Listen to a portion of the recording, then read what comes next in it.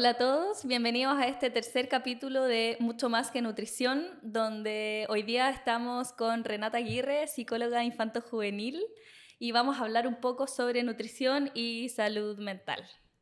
Hola. Espero que hoy día todo me salga sin improperios, la verdad.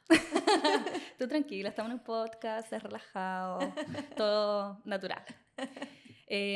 Bueno, Rena, te quería preguntar, ¿tú crees que hay algún tipo de relación entre la nutrición y la salud mental desde tu visión como psicóloga clínica?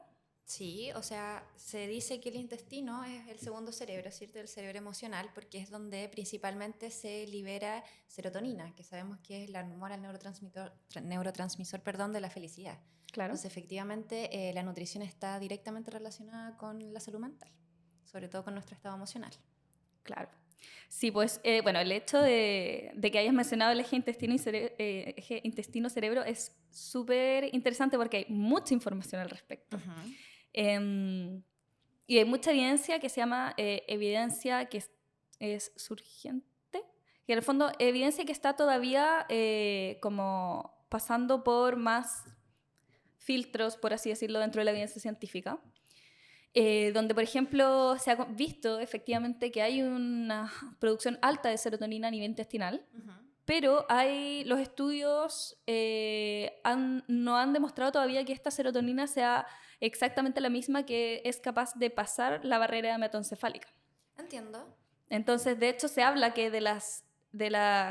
en fondo, de las reacciones o de las relaciones entre el intestino-cerebro, 1 de cada 9 va desde el intestino hacia el cerebro. Ya. Lo cual es sumamente interesante porque antes se pensaba que era solo desde el cerebro hacia el intestino. Claro. Onda, estás estresada, colon irritable. Claro. ¿Ya? Pero ahora se sabe que si tienes el colon irritado de forma constante, si tienes disbiosis de tu microbiota, etcétera, etcétera, etcétera, etcétera, otros parámetros proinflamatorios, exceso de cortisol, etcétera, sí podría afectar cómo el cerebro, o sea, cómo el intestino se va a comunicar hacia el cerebro. Entiendo. O sea, efectivamente también los procesos inflamatorios están relacionados con el estado anímico y cómo eso también a la larga va a poder afectar las emociones, ¿cierto? De manera inmediata también, ¿sí? Definitivamente. Asociado al metabolismo y también lo que conversamos un poquito antes, ¿cierto? El tema de la microbiota que ahora está también como muy de moda por este documental que salió en Netflix, ¿cierto? Y está como todo lo que tiene que ver con el metabolismo, con la alimentación, con los probióticos, etcétera, etcétera. Asociado directamente también con el estado anímico, de acuerdo a lo que la gente puede adquirir a través de redes sociales, la información que procesa. Claro. Bueno, este tema que me explicabas tú, como de la recompensa inmediata, del Claro. exceso de como producción de dopamina en corto plazo, y cómo esto puede como afectar, tú de repente dices como, no sé, como algo tan, nada, como tan externo, no sé, el uso del teléfono va a afectar la nutrición. Y claro, pasa que el sistema de recompensa pasa mucho por la nutrición. Claro. Así como tiene el proceso de recompensa inmediato con el tema del exceso de videos, exceso como de estímulos de corto plazo con alta recompensa, con la comida pasa algo relativamente parecido, ¿ya? Si bien se debate mucho si la comida es adictiva o no. Claro. Y pasa que comparte el proceso de buscar siempre recompensa a nivel cerebral. Entonces, la comida ultrapalatable está diseñada para fortalecer o dar mucha recompensa a nivel cerebral. Entonces es como difícil que por un tema netamente de voluntad o de disciplina, Claro. Una persona que está súper acostumbrada a los sabores ultrapalatables pueda llegar de un día para otro y decidir comer de forma sana. Claro. Por dos cosas. Uno, porque la comida sana no va a generar ese nivel de recompensa a nivel cerebral. Y segundo, tampoco va a generar ese nivel de estímulo a nivel de las papilas gustativas. Por supuesto. Bueno, nosotros nos vamos adaptando a los sabores. Nuestras papilas gustativas van a adquirir cierta tolerancia a los sabores. Es como el gusto adquirido por cosas. Por ejemplo, cuando chico probablemente probaste café y no te gustó. Claro. Y ahora de adulto nos encanta el café y somos capaces de diferenciar, no sé, distintos tipos de café, si es filtrado o no, etc.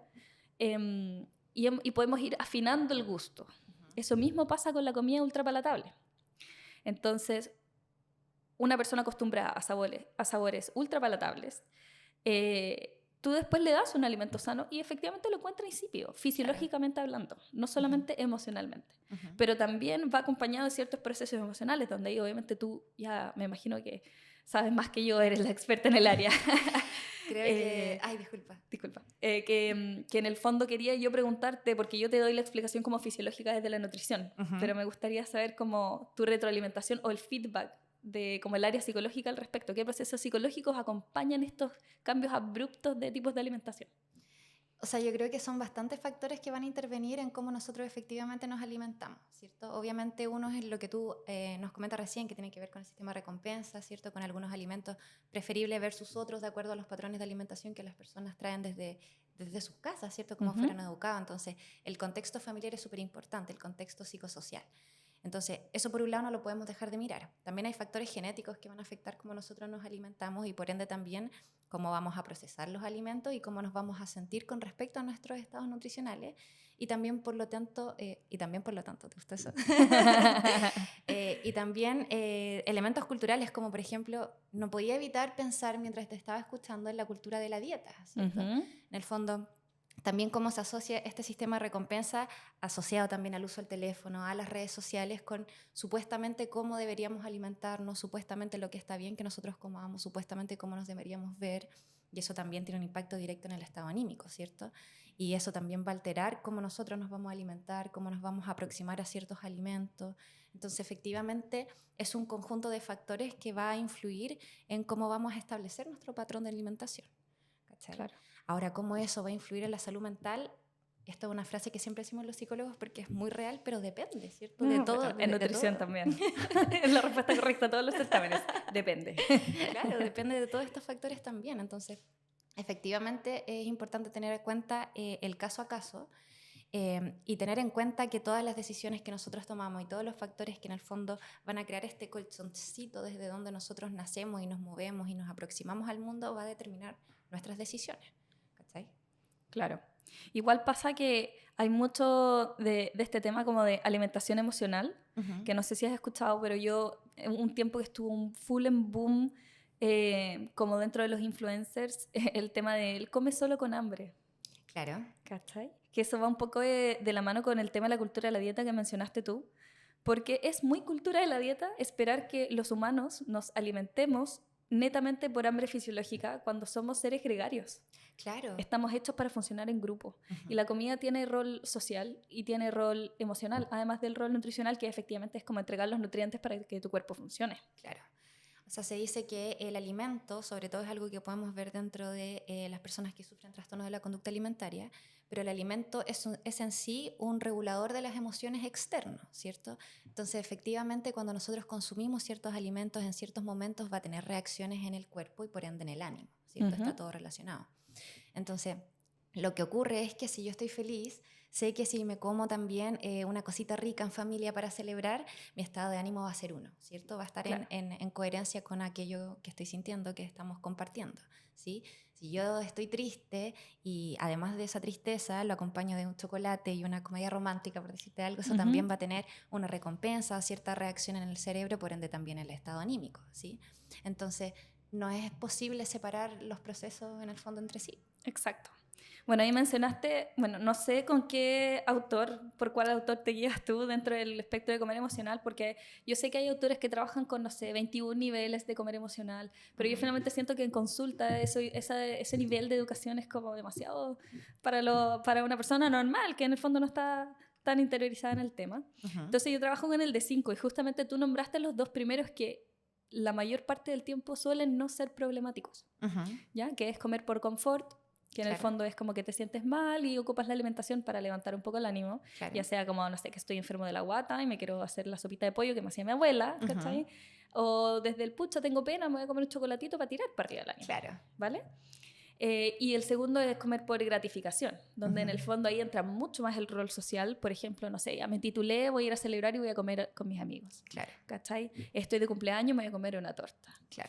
No sé, pues me entregué un informe en la pega o me ascendieron en la pega, voy y me tomo, no sé, ahí el alcohol también tiene parte del rol social para celebrar en el fondo. Claro. Es que en Chile sobre todo, ¿cierto? Somos una cultura súper centrada en la alimentación, súper centrada en la comida, como que las celebraciones van asociadas sí o sí a comer. En otras culturas no ocurre. Entonces, efectivamente, somos una sociedad que gira en torno a la celebración con comida. Claro. Algo que siempre digo es como que Chile tiene una cultura full obesígena, como que Bien, tenemos muchas como factores, costumbres, ideas, estereotipos de género, estereotipos de cuerpo, etcétera, que es full como obesígeno, por así decirlo, como generador de obesidad o de sobrepeso, exceso de calorías, etcétera. Pero al mismo tiempo tenemos una cultura de la dieta súper, súper fuerte y súper marcada. Es súper estricta. Es súper estricta. Y mucho estereotipo de género asociado, que no, que si una mujer es flaca es más exitosa, le va mejor en el amor, tiene mejores amigas, le va mejor en el trabajo, tiene más plata, no sé, ¿cachai? Como un montón de cosas que en verdad uno nunca sabe lo que pasa en el mundo interno de la otra persona solamente por el físico. Claro. Ahora, efectivamente, ¿cómo funciona nuestra sociedad si una mujer cumple ciertos estereotipos de belleza y estereotipos físicos también? De acuerdo a lo que la sociedad espera, la sociedad también va a estar más dispuesta a que esa mujer efectivamente cumpla esos logros y sea efectivamente más exitosa. Entonces, es muy complejo que nosotros podamos decir, y por ejemplo, esto es un tema súper como complejo de conversar también, pero cuando estuvo más en peak todo este movimiento del body positive, que ahora está un poco más en decadencia, ¿cierto? Como que ha vuelto a estar de moda, entre comillas, ¿cierto? Obviamente es una moda horrible, pero ha vuelto a estar más en la palestra la restricción. Claro. ¿Sí? Sin embargo, la cultura del body positive también planteaba que tú tenías que amar tu cuerpo como fuera. Claro. ¿Sí? Y eso es muy complejo, suponiendo que nosotros vivimos en el contexto en el que vivimos, en la sociedad en la que vivimos, en el país en el que vivimos, donde efectivamente las personas que tienen un cuerpo diferente o lucen de una manera diferente sufren discriminación, tienen menos oportunidades. Exacto. Entonces, ¿cómo yo también voy a poder acceder a esa emoción, ¿cierto? A realmente, genuinamente, conectarme de esa manera conmigo, conectarme de esa manera con mi cuerpo, si es que, por otro lado, efectivamente están ocurriendo todos estos procesos sociales. Claro. Entonces, es una dicotomía que es difícil enfrentarse y es otra presión más y otra exigencia más para las mujeres. Yo creo que le diste en el clavo con la palabra dicotomía. Bueno, aparte de que tú sabes un montón de perspectiva de género, en el fondo por tu trabajo, por ser parte de la fundación, pero, a ver, ordénate, Tamara. TDAH.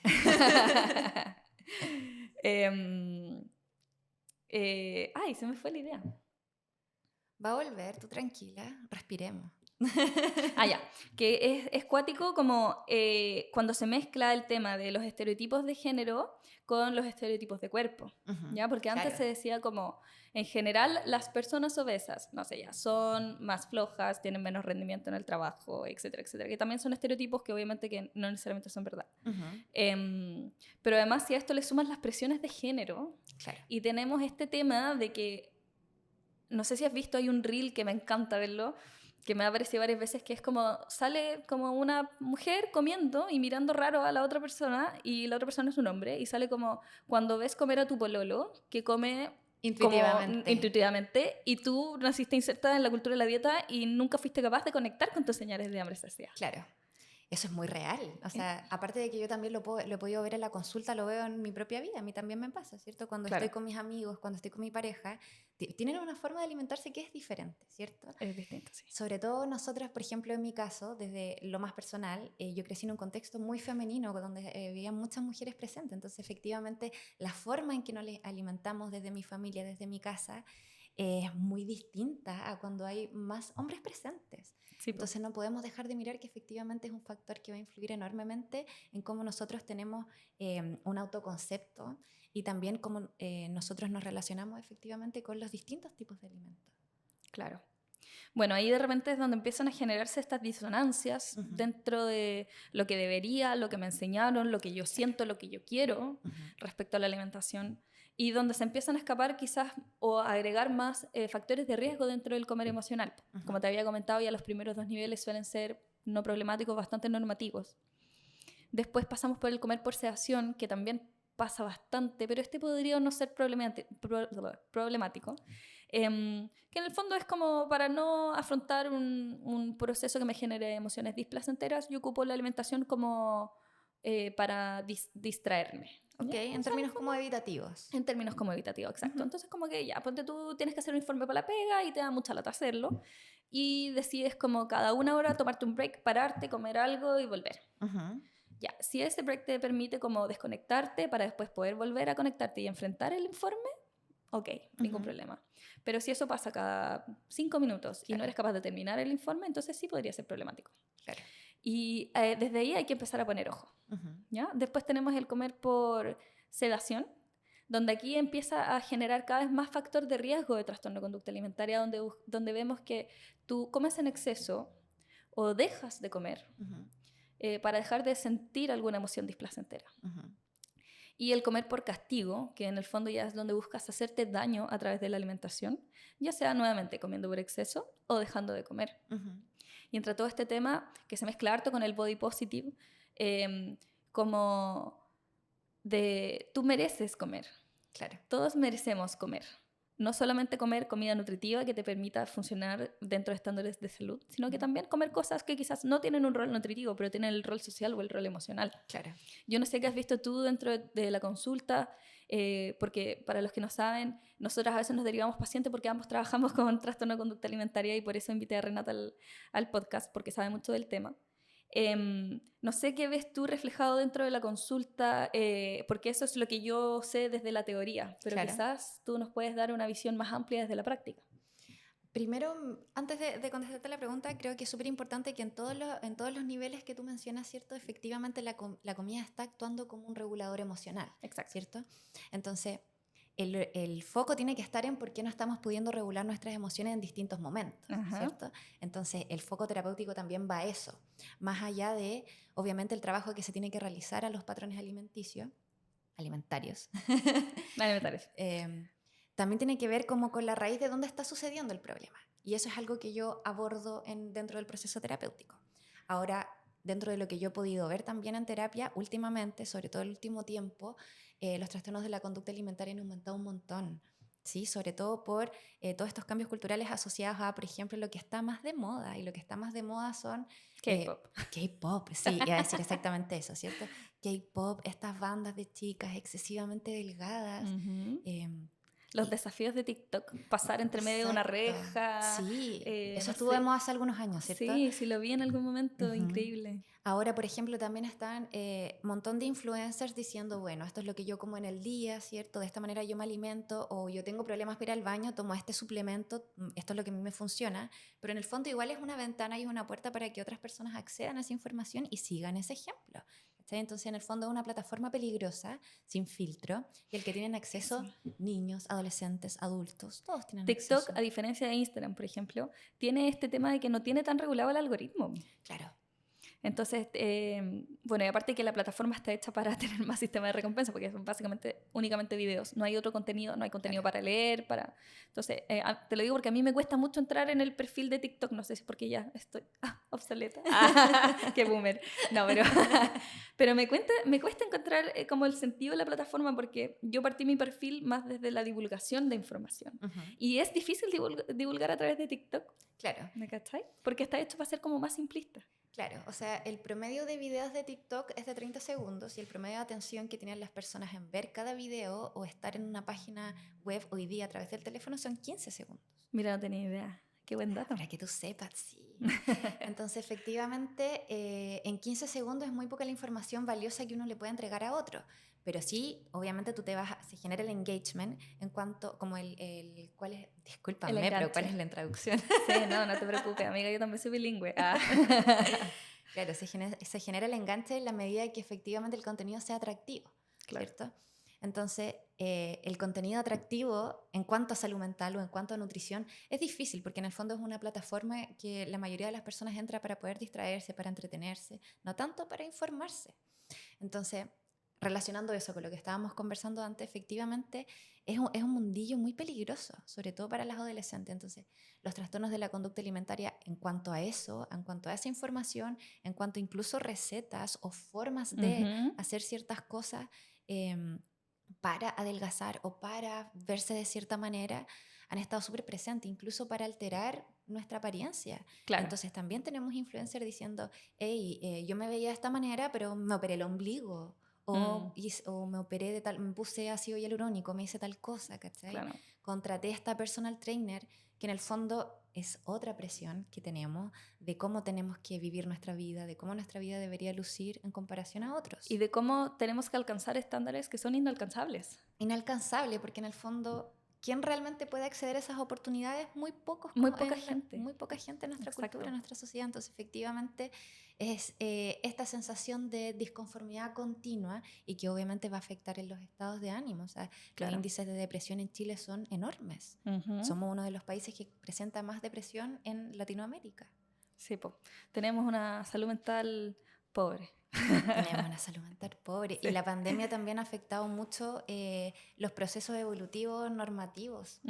Sí, pues coartó hartos procesos.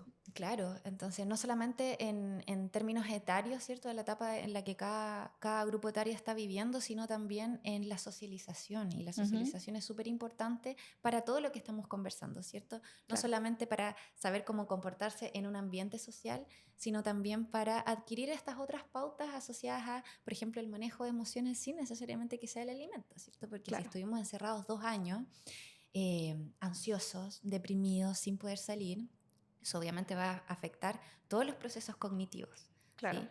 Todo lo que involucra el procesamiento de nuestro cuerpo también. Y todo lo que consumimos en ese periodo. O sea, a mí me pasa que las redes sociales pueden ser un arma de doble filo. Como que a veces digo, como ya las redes sociales bombardean mucho con información quizás no tan correcta. Pero por otro lado, podemos nosotros esforzarnos por divulgar información que sea más ad hoc. Es lo que ¿cierto? estamos haciendo igual. Que es un poco lo que intento dentro de este post, dentro de este podcast. Pero también nosotros como consumidores de redes sociales también tenemos que ser responsables de nuestro propio algoritmo. Qué complejo, ¿no? Qué complejo, ¿no? Sí, porque en el fondo, si tú visualizas más, por ejemplo, ya, si tú eres una persona con sobrepeso, obesidad, estás inconforme con tu peso, etcétera, o con tu tipo de cuerpo, bla, bla, bla, y empiezas a consumir todo este tipo de contenido de cultura de la dieta de estándares inalcanzables, obviamente vas a hacer que la red social te muestre más contenido de eso y por lo tanto la misma red social te va a generar más sentido de disconformidad. Por supuesto. Y vas a llegar al verano y vas a decir, es que no me atrevo a ponerme un bikini. Amiga, todos los cuerpos son un cuerpo de bikini. Claro. Por eso me gustó mucho que nombraras la corriente del body positive, porque ahora se ha empezado a como hablar más del body neutrality.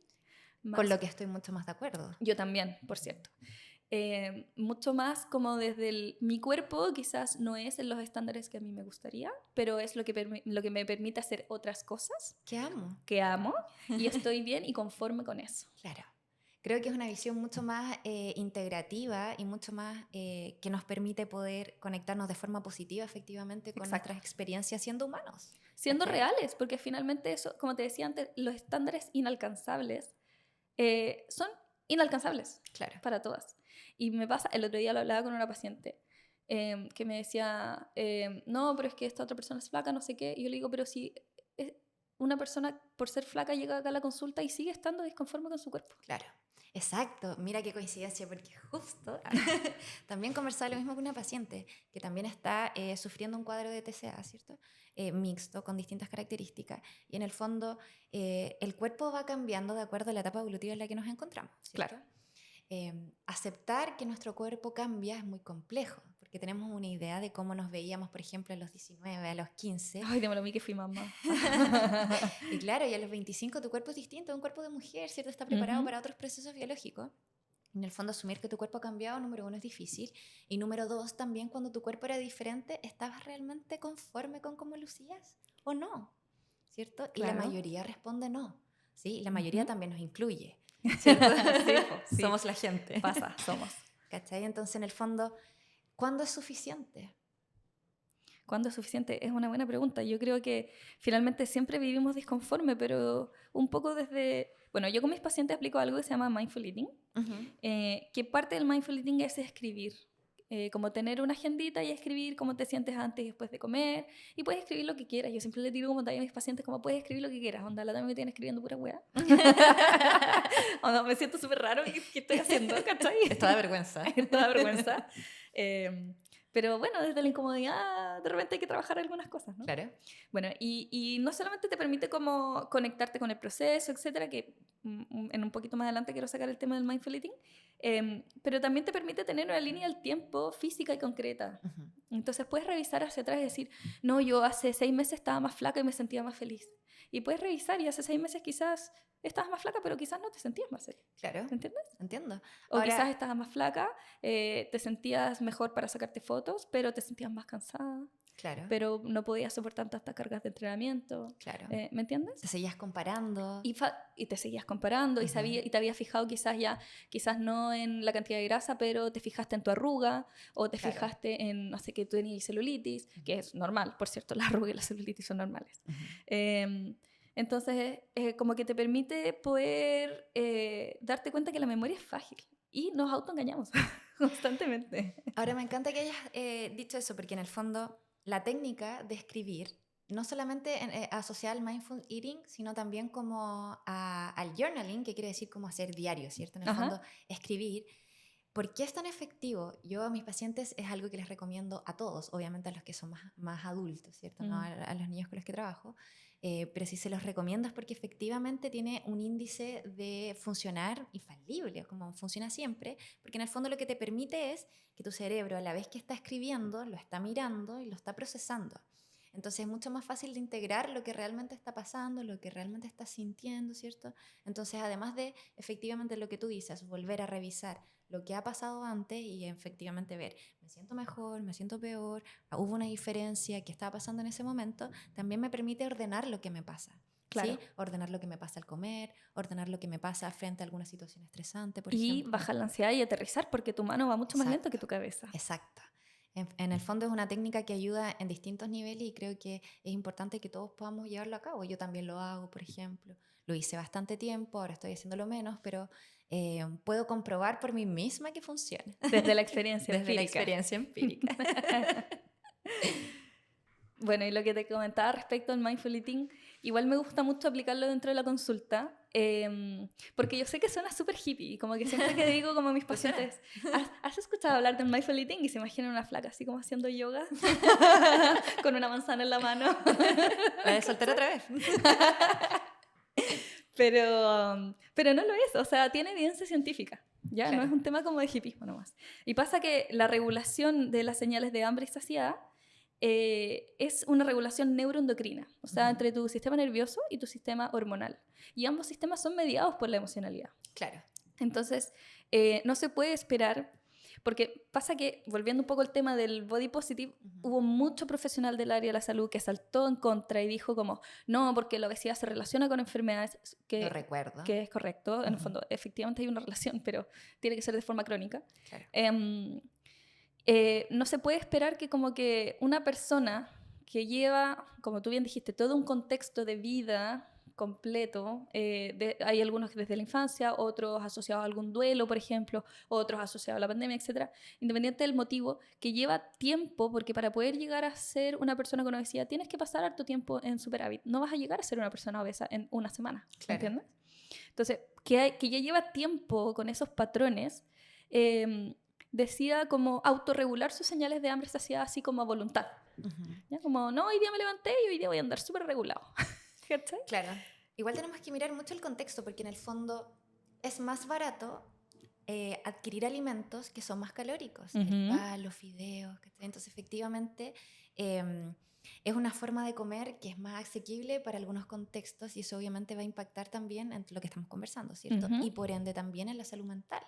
Porque esas personas en general, todos, ¿cierto? Que tenemos algún patrón de alimento asociado a el contexto de donde venimos, claro, obviamente va a tener efectos también en nuestra autoimagen, en cómo pensamos que nos ven los demás, en cómo nos deberíamos ver también, y etcétera, etcétera. Cómo nos relacionamos con los otros, básicamente. Claro. Y también mucho juicio alrededor. Es como, no, yo no sé por qué estoy, no sé, engordando, pues si yo dejé el pan. Como si el culpable fuera el pan. Claro. ¿Entendés? El pan no tiene nada malo. Tú puedes comerte, no sé, 2 panes al día y si está dentro de tu requerimiento calórico, claro, todo ok. ¿Cachai? No te va a hacer engordar. No hay ningún alimento en específico que te haga engordar. claro. No es como el pan engorda y la lechuga hace bajar de peso. No. Claro. Pero efectivamente pasa que dentro de la oferta en cuanto a alimentos, los alimentos sanos, como te decía, no van a generar el nivel de recompensa a nivel cerebral y no van a estimular tanto las papilas gustativas como un alimento que tiene aditivos diseñados para poder estimular tus papilas gustativas. Glutamato monosódico. Claro. Exquisito, por cierto, no está tan bien, pero...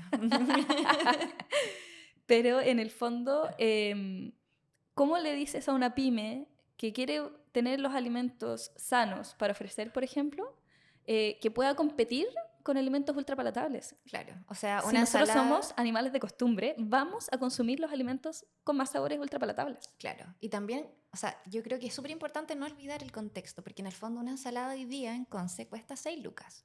La más barata. La más barata. Y 2 completos por 3.000. Claro. ¿Cachai? Entonces, ¿Y efectivamente... qué es más rico? Claro, ¿Qué te genera más placer? un completito. Obvio. Vegetariano. Con hamburguesa de soya. O más, con vienesa.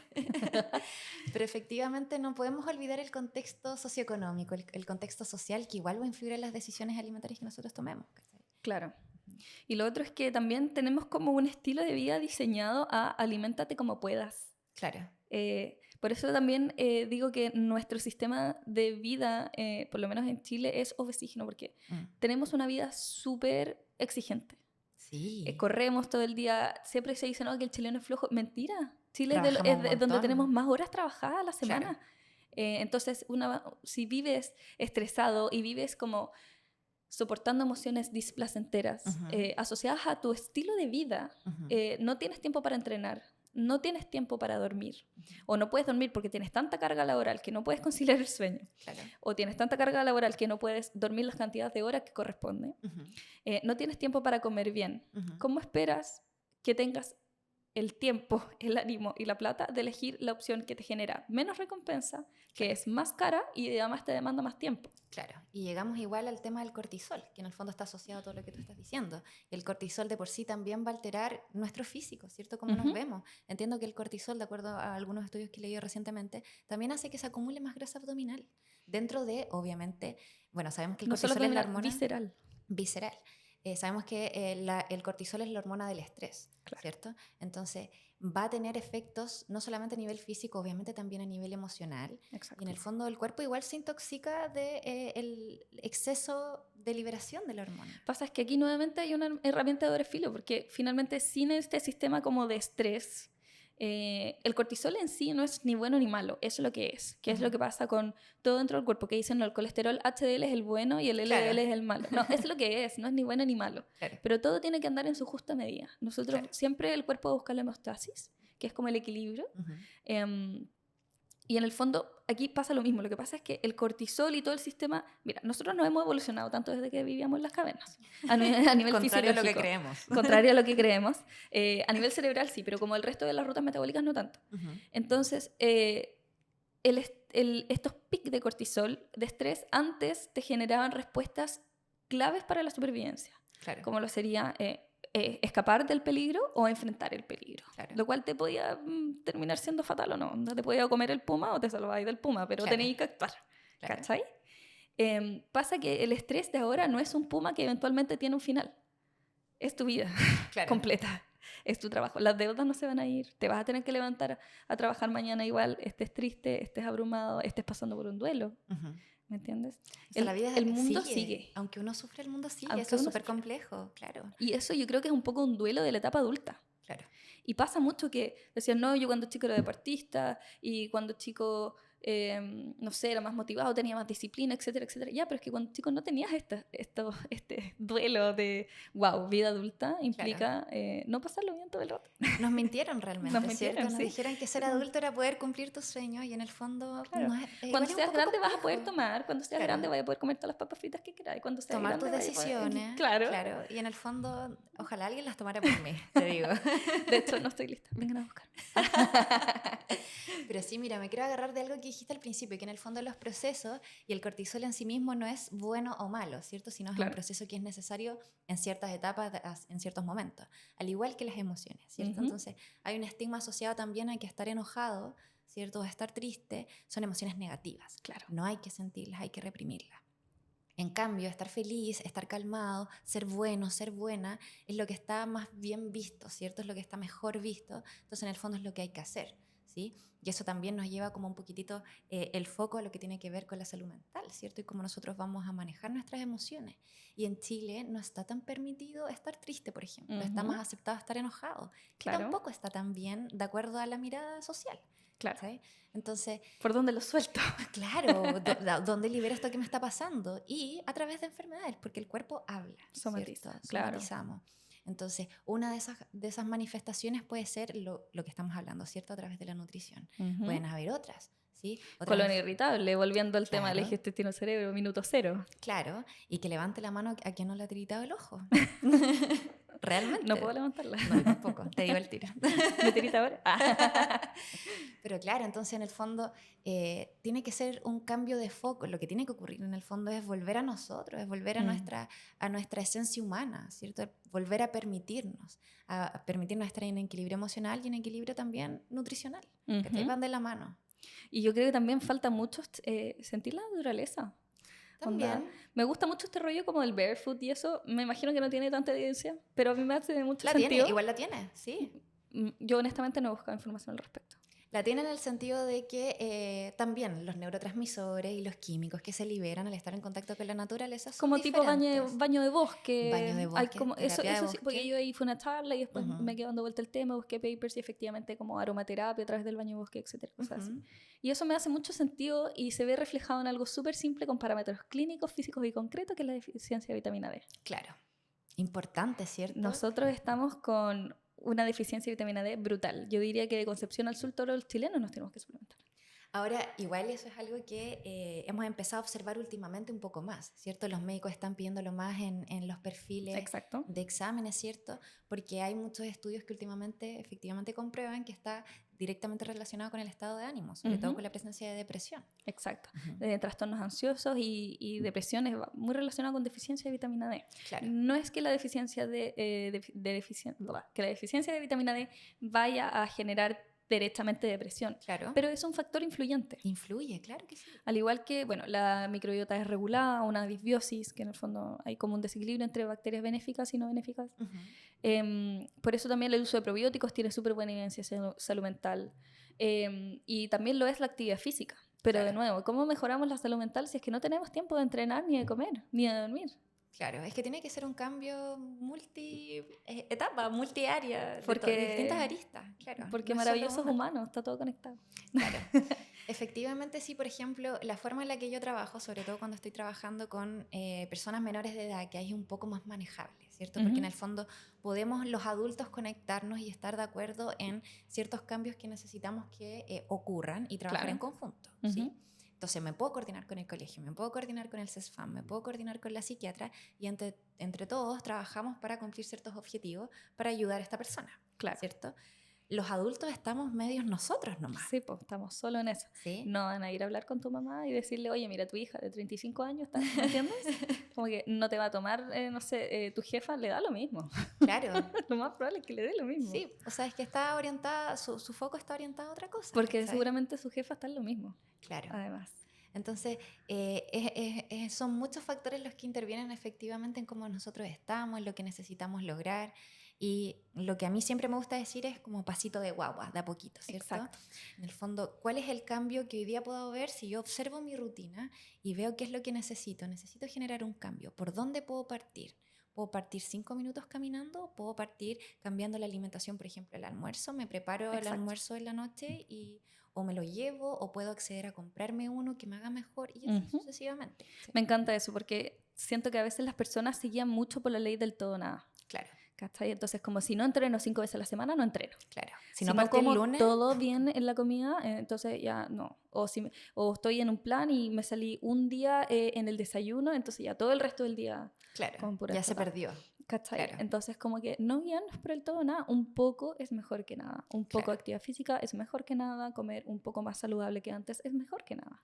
Ahora es igual tiene que ver harto con lo que nosotros nos estamos permitiendo, ¿cierto? Porque en el fondo el nivel de autoexigencia también nos indica cómo lo tengo que hacer perfecto o no cuenta. Y si ya no lo hice perfecto, bueno, ya claro, está, ¿cierto? Claro. Y también un poco como desde cómo nos educaron respecto a los parámetros de salud. Me pasa que como que siento que la educación en salud, ya sea salud como fisiológica o salud mental, es muy desde el castigo. Como muy desde el como te vas a enfermar y no sé, como desde el miedo, ¿cachai? Desde que no quiero ir a la consulta porque si subí de peso la nutri me va a retar, ¿cachai? ¿O no? Es como... Claro. Yo nunca reto a mis pacientes porque yo también subo de peso, ¿entendés? Claro. Como que subo, bajo, el peso cambia, la composición corporal cambia, va a cambiar acorde a tu contexto de vida, no solo a tu ciclo vital, sino que, como te comentaba antes, si pasas por un periodo de estrés y no puedes seguir el plan de alimentación y no puedes entrenar, pero terminaste el informe de la pega, ya no importa, si fue un rato. Claro. Ahora vas a retomar tus hábitos y la pérdida de peso y de masa grasa va a ser una consecuencia Claro. de retomar tus hábitos.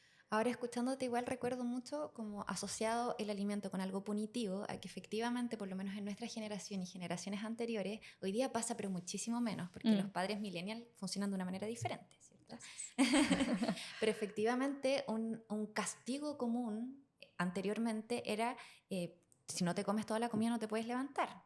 O los niños, hay niños que no tienen que comer, ¿cierto? Te comes eso, te lo pongo de sombrero, etcétera, etcétera, etcétera. Claro, o como todos tomando once, algo rico y todavía con el plato del almuerzo porque no te comiste el almuerzo. Exacto. Entonces, es cuático porque incluso la relación con la comida se empieza a formar desde que eres guagua, desde los 6 meses, incluso antes, incluso desde el útero, ¿cachai?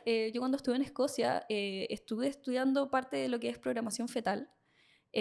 Y lo que come la mamá cambia el sabor del líquido amniótico. Por lo tanto, la nutrición de la mamá va a influir en las preferencias alimentarias del niño a futuro. Y cómo éste va a tolerar la alimentación complementaria a los 6 meses. Y lo mismo con la leche. Lo que come la mamá durante la lactancia, o sea, comer brócoli no va a hacer que el niño tenga más peos, que eso es un clásico mito, ¿me entendí? Pero sí va a cambiar el sabor. Claro. Por lo tanto, una mamá que lleva una dieta saludable va a permitir que el niño, al momento de los 6 meses donde empieza a probar alimentos, ya tenga cierta afinidad predefinida debido a los sabores que sentía en el líquido amniótico y en la leche materna.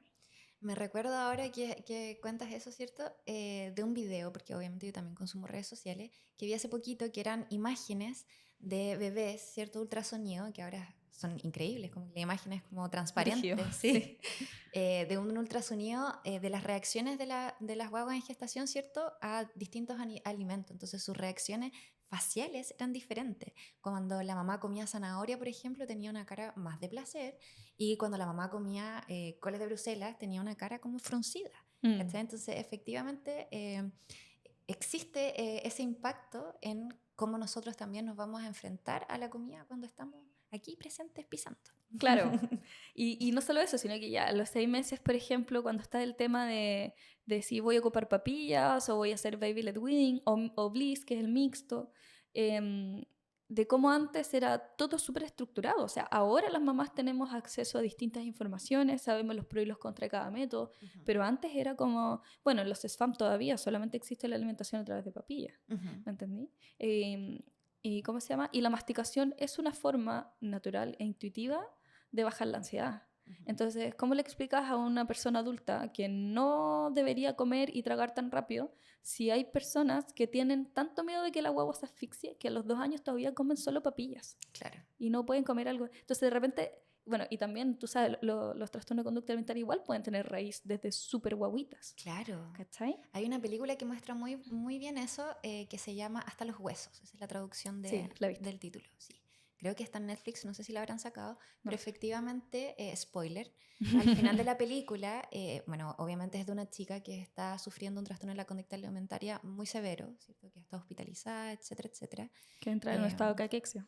Sí, y al final de la película, en el fondo hay un momento que es súper llamativo, que es donde la mamá la alimenta a través de una mamadera en brazos. ¿Cachai? En el fondo, imagínate lo sanador que puede ser y lo representativo que es también de cómo nos relacionamos en nuestros vínculos con la alimentación y también, o sea, nuestros vínculos con nuestras personas significativas y la alimentación. A eso me refería. ¿Cachai? Entonces, es una buena película, la recomiendo para que la vean. Sí, es buena. A mí igual me gustó y me hizo harto sentido. Tiene harto que ver igual como, bueno, después cuando yo estudié, en el fondo tomé la certificación en psicología de la alimentación y todo el tema, de cómo finalmente la comida... A ver, lo que pasa es que cuando yo he recibido pacientes en la consulta que me dicen, mira, yo identifico gracias a, por ejemplo, consumir redes sociales, que tengo factores de riesgo de trastorno de conducta alimentaria, pero no estoy lista para ir al psicólogo todavía, pero me quiero sanar. Claro. Entonces yo le digo, es que el problema no es la comida. Claro. Entonces tienes que ir a terapia. Porque si tú no vas a la psicóloga, yo no te puedo atender. Claro. Porque el problema no es lo que comes. Claro. Son los procesos detrás de la conducta. Ahora ahí creo que tocaste un punto súper importante, porque a mí me pasa que con los pacientes que trabajo que presentan trastornos de la conducta alimentaria, muchas veces esperan que un solo especialista pueda abordar toda la problemática, ¿cierto? Claro. Y es multifactorial, por ende también tiene que ser multidisciplinaria. Tienen que ir al nutri, tienen que ir al psiquiatra, ¿cierto? En ocasiones también tienen que ir a terapeuta ocupacional, dependiendo de lo que se necesite. Claro, si hay selectividad alimentaria. Bueno, como te decía, depende también de la profundidad de la raíz. Si tiene un origen, ponte tú, sensorial, con las texturas, desde que, no sé, de que tenía una mamá demasiado aprensiva y que no fue capaz de darle comida entera hasta los 3 años. Y ahora justamente solamente tiene afinidad por sopas y cremas. O un papá. O un papá, también, disculpa. No, No te disculpa. preocupes. Ese es un sesgo de mi vida personal, lo siento. Estamos ahí sacando el estereotipo de género Sí, desde la no, raíz. amiga, no, sí, agradecida. Gracias por esa corrección, te la agradezco profundamente. Perdóname, hija. No, pero eso, en el fondo, eso me pasa que igual dentro de mi maternidad, yo en todos los cursos que he tomado, porque obviamente uno no sabe ser mamá, entonces yo tomé cursos de baby led weaning que si bien lo vi en la U, ya no me acordaba, yo no trabajo con pacientes pediátricos, o sea, no tan pediátricos. Entonces, obviamente volví a reforzar conocimientos que yo ya había visto en la U. Y me pasó que no había ningún papá. Claro. Entonces, tengo un poco el sesgo, pero igual como desde mi experiencia. Igual los talleres de preparación al parto, la mayoría, menos mal, en pareja, pero mucha mamá sola también. Claro. Entonces, es un poco como desde lo que vi. Pero obviamente siempre debería hablar de maternidad, paternidad.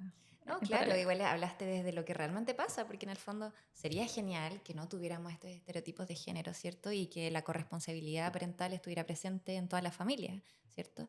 Pero no es tan así. No es tan así, pero No. existe. Me pasó igual dentro de la consulta que me decía, no, es que yo siento que todos mis problemas que tengo como asociados a esto es porque mi papá es deportista y es demasiado deportista y es muy estricto con la alimentación, y para él poder llevar su alimentación en la casa todos tuvimos que ajustarnos a su nivel de estructura. Claro, ahora es y igual. eso fue lo que gatilló. Aunque se dice mucho que no, que el trastorno de conducta alimentaria tiene mucho que ver con la relación de la mamá, también se puede dar con la relación del papá, y Claro. cómo de repente el deporte puede camuflar también un trastorno de conducta alimentaria. Claro, y en cuanto a lo que tiene que ver con la mamá, efectivamente, yo creo que volviendo a los roles de género, ¿cierto? Efectivamente también, como las mujeres, año tras año, época tras época, hemos sido forzadas para lucir de cierta manera, ¿cierto? Efectivamente, en las casas, las mamás son las que en general están a dieta, ¿sí? Sí. Entonces, por ende... Almond mom. Claro, la mamá almendra, ¿cierto? Vocabulario de redes sociales. Sí, actualízanse. Pero efectivamente las mamás tenían las galletas de salvado y no compraban pan en la casa, y el té, no me acuerdo cómo se llamaba, pero un té que estuvo de moda para también perder de peso, y solo té verde, y almorzamos pura ensalada, y en el fondo toda esa restricción alimentaria y todo ese control sobre la alimentación propia, por ende también la de la familia, obviamente va a impactar en cómo esa otra persona a quien yo cuido va a recibir su propia relación con la comida y se va a relacionar también con su propia alimentación. Y lo que escuchas, porque en el fondo igual escuchamos de repente a nuestras mamás, no, es que estoy gorda, no, es que no sé qué, y la cuestión. O y nuestras eso, hermanas, o nuestras primas, o claro. quien sea, ¿cachai? Como lo que tú escuchas, lo que tú comentas de tu propio cuerpo afecta a las futuras generaciones. Por supuesto. Entonces es súper importante hacerte consciente de lo importante que es hablarte bien y con cariño para ti mismo en primer lugar, y para el resto también. Exacto. Eso es algo súper importante también asociado como, bueno, volviendo un poquito al tema de la salud mental, en cuanto a los patrones emocionales, porque en el fondo la alimentación obviamente también está asociada a las emociones, ¿cierto? Es lo que hemos estado conversando durante este tiempo. Entonces, efectivamente, como nosotros nos hablamos, como tú dices, también va a impactar en cómo los otros tienen una imagen de sí mismos, ¿sí? Pasa lo mismo con las emociones. En el fondo, que tanto yo hablo de cómo me siento delante de otros, le abre la puerta a los demás a que puedan hablar de lo propio o no. Exacto. Entonces, si mis papás en mi casa, por ejemplo, no hablan de cómo se sienten, ¿cómo yo me voy a sentir cómodo hablando de cómo me siento si nadie lo hace? Claro. ¿Sí? ¿Está permitido? ¿No está permitido? Si mi círculo cercano donde yo debería sentir la confianza de poder hablar cualquier cosa, no se hace. Claro, y eso si lo linkeamos también a lo que estamos hablando, ¿cierto? Como a los patrones alimenticios, a la nutrición, etcétera. Efectivamente, si yo no me estoy sintiendo tan cómodo con lo que están comiendo en mi casa, con cómo estamos llevando, no sé, la dieta, etcétera, etcétera, y también se acompaña de esto que se suele acompañar, ¿cierto? En términos de patrones, claro, que es no hablar de cómo me siento, ¿cierto? De restringir un poquito esa puerta, el no hablar cuando estoy triste, no hablar cuando estoy enojado, no hablar realmente, por ejemplo, de lo incómodo que me hace comer esto que no me gusta. Las galletas de salvado, digámoslo, son malas. O sea, no son muy ricas, hay que decirlo. Salvan. Es más rico un pan. Salva el salvado. Es más rico un pan. Pero no, yo no tengo drama con mi galletita de salvado. Sí, creo que estoy hablando muy de mi experiencia personal. Pero aparte de eso... Pero pasa que si tú me ponías un pan, me como el pan, ¿me cachai? Pero si me tengo que llevar una galletita salvado por la montaña... no me hago drama. En Con tu hambre caso, todo claro, entra fácil. pero si tengo 10, quizás igual, y todos mis Claro, compañeros sí, están po, llevando de sí, sí, colación, se no entiende. sé, pan con queso, un paquete de papas fritas, unas galletitas, y yo me estoy comiendo una galleta salvado que me mandó mi mamá con quesillo, pucha, igual no es tan agradable, no me siento tan bien, y Y no si, te permite cumplir el rol social, po. claro, que es lo que estamos conversando. Y también, ¿cómo lo hablo si en mi casa tampoco se habla de cómo me siento? Y Ujú. si bien estoy poniendo ese caso que es como muy particular, es porque es un patrón repetitivo, ¿cachai? Y es algo que yo he visto muchísimas veces en la consulta. Y también, hablando de patrones, también hay que ponerle ojo a la obsesividad. O sea, por ejemplo, ahora un trastorno de conducta alimentaria que va más en aumento es la ortorexia, que es con este tema de que no a los ultrapalatables, no a los ultraprocesados si tienen más de 5 ingredientes de un ultraprocesado y básicamente te va a dar cáncer y te va a morir. Ujú. ¿Cachai? Tanto como no puede ser con pesticida, no puede tener colorante, no puede tener esto, si tiene grasa, si tiene azúcar, si tiene aceite, si tiene... No, no, no, no, no. Empieza a generar como una obsesión de qué como, Claro, ¿cachai? Empieza una a generar restricción, pero una extrema. restricción extrema que se llama Claro. ortorexia, que es una selectividad solamente por los alimentos limpios, Claro. que sería básicamente, no sé, aire.